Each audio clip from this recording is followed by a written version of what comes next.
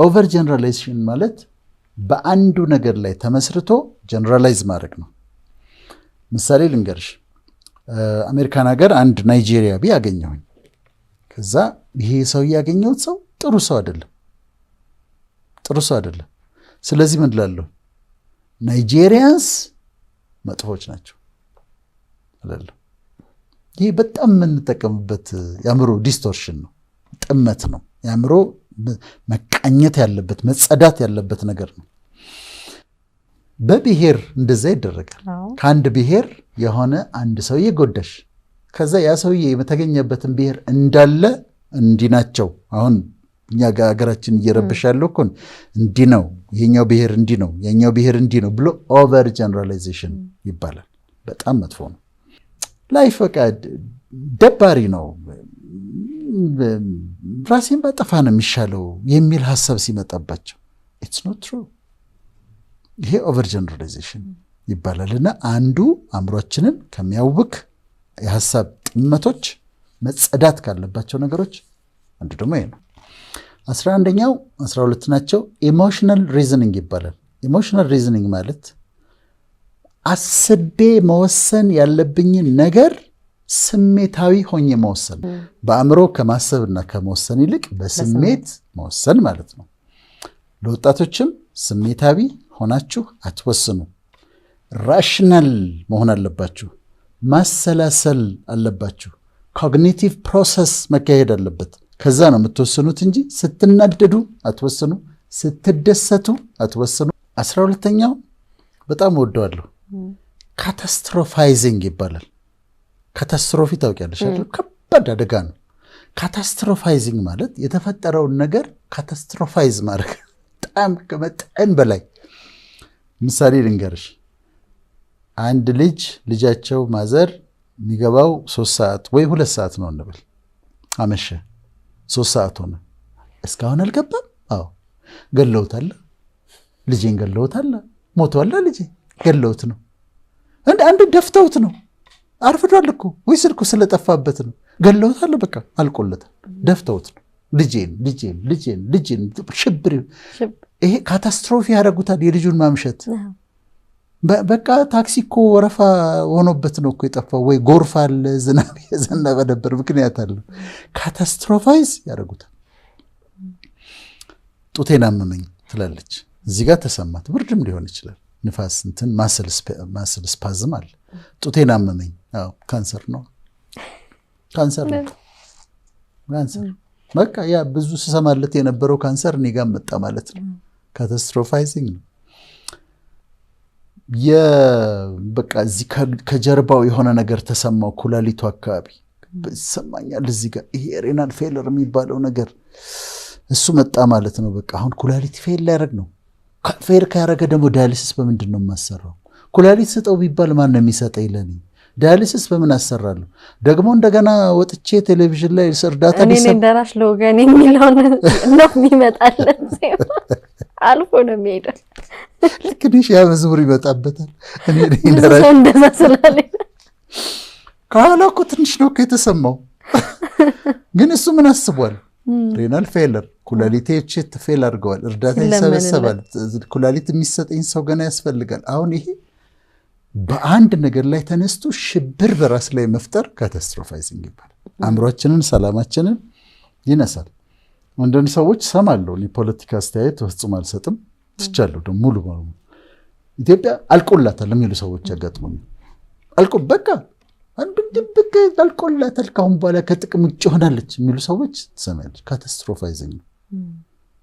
ችግር ሊኖሯት ይችላሉ፣ ግን አላለቀላትም። ይኸው እኛ እዚህ የኖርን አይደል? አላለቀላትም፣ ግን ይሄ ካታስትሮፋይዚንግ ይባላል። እነዚህን ካጸዳን፣ እነዚህን ካስወገድን እና ከወለወልን፣ እነዚህ ነገሮች አእምሯችንን የሚረብሹ እንደሆኑ ካወቅን እነዚህን እንጠርጋቸዋለን። ከዛ በሌሎች በሚያማምሩ ነገሮች እንተካቸዋለን። ስለዚህ በምንድን ነው የምንጠርጋቸው ነው አሁን ዋናው ቀጣይ ሐሳባችን? በማወቅና በመተው። ለምሳሌ ቀደም ያልኩሽ ሜንታል ፊልትሪንግ ሲመጣብኝ አንዷ ኔጌቲቭ ነገር ላይ ይዤ እሷን አንጠልጥዬ ስዞር ይሄ እኮ ሜንታል ፊልትሪንግ ነው፣ ዞር ብል ብዬ ጠርገዋለሁ፣ አስወግደዋለሁ። አንዷን ችግር ማግኒፋይ ላደርግ ሲሞክር አእምሮዬ አይ ማግኒፋይ አታደርግም ብዬ አስተካክለዋለሁ፣ ጠርገዋለሁ። ይሄ እውቀቱ ይጠርገዋል። ሲያዳምጡ ይሄን ይጠርገውና ከዛ ካታስትሮፋይዝ ላረግ ስል እንደው ሽብር ላረገው ስል ችግሩን አሁን እኮ ያቺን ነገር እያደረግኩ ነው ትመጣባቸዋለች፣ ያስታውሷታል ደጋግመው ከሰሙ። ለምንድን ነው ኑሮ እያስጠላቸው ያለው? ህይወት እኮ ቆንጆ ነው እኮ የምድር ህይወት እኮ ውብ ነው። እንደውም የተሻለ ነገር ተዘጋጅቶላቸው አንዳንዶቹ ኑሯቸው የተሻሻለ ነገር።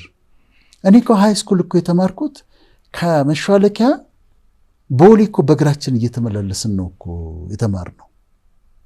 አሁን ሁሉ ነገር የተዘጋጀ የተሻለ። አሁን ወላጆች ለልጆቻቸው የተሻለ ነገር ማድረግ ይሞክራሉ።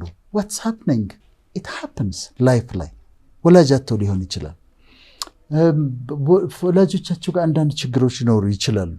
ግን ህይወትን ዲተርሚንድ ሆነው አሸንፈው በርትተው በመልካም አድገው ትምህርታቸውን የሚችሉትን ያህል ተምረው አድገው ፋይት አድርገው አሸናፊ ሆነው መውጣት ነው እንጂ ያለባቸው ጊቫፕ ማድረግ የለባችሁም። በላይፍ በፍጹም ጊቫፕ አታድርጉ ነው የምላቸው። ቸልተኝነትን አለመውሰድ፣ አለመቀበል፣ ማመንታትን ማስወገድ፣ ኢንቱዚያስቲክ መሆን። ከዛ ሶስተኛ ካልም መሆን፣ ረጋ ማለት ስቴክ ኢት ኢዚ። ረጋ በጣም ነው የምወደው እኔ። ረጋ ማለት ካልምነስ፣ አትደናበር። መደናበር ግር ማለት መደናበር። እንደዛ ሲመጣ ተረጋጉና አስቡ። ምን ያቅተኛል? ለምንድን ነው እነንትና ካደረጉት እኔ የሚያቅተኝ ለምንድን ነው? ሰዎች ከዚህ በፊት አድርገውታል ይሄን ነገር አይደል? ስለዚህ ካደረጉት የማልችልበት ምክንያት ምንድን ነው ብሎ ኮንፊደንስ፣ አያቅተኝም ብሎ በራስ መተማመን፣ ይሄ ነው። አምስተኛ ቼርፉልነስ፣ ደስተኛ ለመሆን መሞከር፣ ቼርፉል ለመሆን መሞከር፣ የሚጋባ ቼርፉልነስ፣ ደስ እንዲልሽ መሞከር፣ ራስሽን ማስደሰት፣ ቼርፉል ለመሆን መሞከር እና ዝም ብለሽ ከተቀበልሽው እኮ ሁላችንም ተደብረን ቁጭ እንላለን። ስድስተኛ ታንክፉል መሆን። እኔ የምጠብቃቸው ያልተሳኩልኝ ነገሮች ሊኖሩ ይችላሉ፣ ግን አመስጋኝ ነኝ። ስለሆኑልኝ ነገሮች አመሰግናለሁ። 90 ነገሮች አሉኝ፣ 10 ነገሮች የሉኝም። ስለ 90 ነገሮች አመሰግናለሁ። ታንክፉል ስትሆኝ፣ ግሬትፉል ስትሆኝ፣ ስላሉሽ ነገሮች ስታመሰግኝ አእምሯችን ይወደዋል። ለአእምሯችን ሰላም በጣም ጥሩ ነው። ሰባተኛው ኢግኖሪንግ ሄተርስ ይባላል። አስተያየት የሚሰጡን ሰዎች አሉ፣ ጥሩ ነው እንቀበላለን። የሚተቹኝ ሰዎች አሉ፣ ደስ ይለኛል፣ ለመታረም ፈቃደኛ ነኝ። የሚያርሙን ሰዎች አሉ፣ ደስተኛ ነኝ። ግን ሄተርስ ደግሞ አሉ፣ ጥላቻ ነው ያላቸው፣ ሙሉ በሙሉ ጥላቻ ነው። እነሱን አታስተናግጃቸውም። ትችት ታስተናግጃለሽ፣ አስተያየት ታስተናግጃለሽ። ዶክተር እቺ እንዲህ ብታረጋ ትቀበላለሁ፣ ይሄኛው እንዲህ ጥሩ እቀበላለሁ።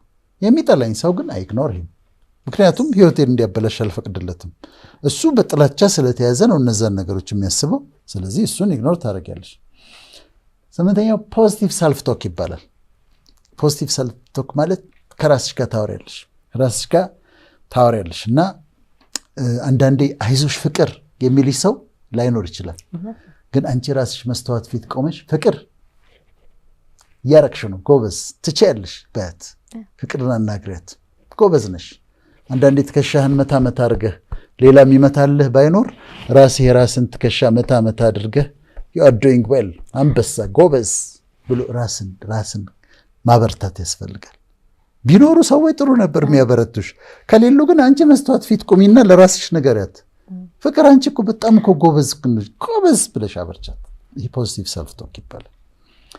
ዘጠነኛው ኖት ኮምፔሪንግ ደ ሰልፍ፣ ከሌሎች ሰዎች ጋር እኔ ደጋግሜ እለዋለሁ የተለያየ ስልጠና ላይ፣ ከሌሎች ጋር ራስን አወዳድሮ ሚዝረብል መሆን ነው። ሚዝረብል ያደርጋል። አንዲት ሴት የራሷን ቤት ጽድት አድርጋ ቡና እዛ ጋር ተቀምጦ መኝታዋ ምናምን ጽድት አድርጋ ቤቷ ያምራል አይደለም? ከዛ ግብዣ ትሄዳለች። ግብዣ ስትሄድ ቤቱ የሄደችበት ሳሎኑ ስፋቱ በጣም ሰፊ፣ ቴሌቪዥኑ ምን እንደሚያክል ግድግዳውን ሞልቶታል። ኪችኑ ደግሞ ካቢኔቱ ንጣቱ፣ የምንጣፋቸው ንጣት፣ የምግብ ጠረጴዛቸው ትልቅነት፣ አሁን ስትመለስ ወደ ቤቷ ወደ ትንሿ ምጣምን ንጹህ ጎጆዋ ስትመለስ የራሷን ቤት ከዛኛው ቤት ጋር ካወዳደረች ዲፕሬስ ትሆናለች። ለምን ታወዳድራለች? ዋሹድ ዩ የኔ ህይወት የኔ ነው፣ የእሱ ህይወት ይሁን ለእሱ እንኳን ሆነለት፣ እኔ ራሴን አላወዳድርም። ይሄ ደግሞ ኢምፖርታንት ነው።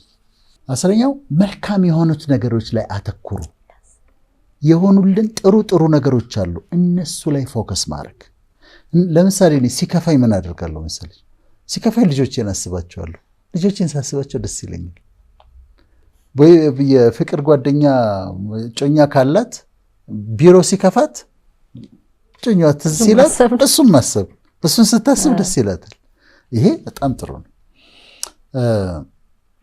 11ኛው accepting the things end እንደሚያልፍ ማወቅ ማሰብ።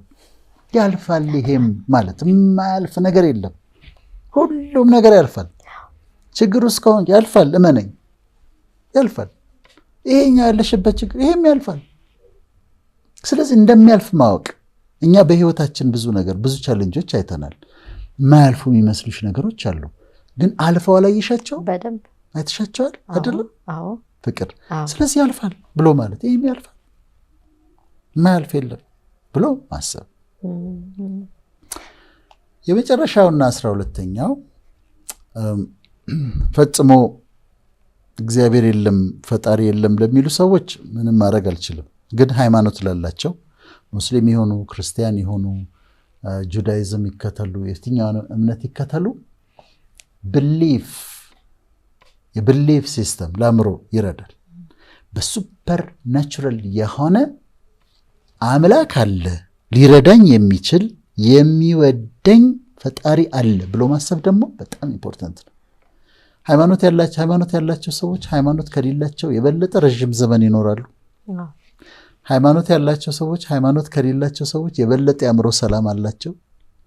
ምክንያቱም እኔ አሁን ስለ አእምሮ ሰላም ማወራን አይደለም። እኔ ብጠይቅኝ የአእምሮ ሰላም እግዚአብሔር ይሰጣል እላለሁ። ምንም ጥያቄ የለውም። with all the knowledge ግን ከሱ ነው ብዬ ነው ማምነው፣ በራሴ የምቀበለው እንደዛ ስለሆነ።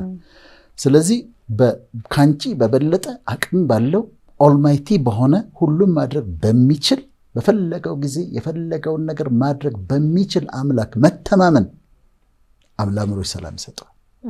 ምንም ነገር ሲመጣ አለሱት ያለሽ ይችላል፣ ይወደኛል፣ ይችላል፣ ኦልማይቲ ነው፣ የሚያስቸግረው ነገር የለም፣ በራሱ ጊዜ ነው የሚያደርገው፣ ግን የራሱ ታይሚንግ አለው። ያንን ሳስብ እነዚህ ደግሞ አእምሯችን ሰላም ያገኛል በእነዚህ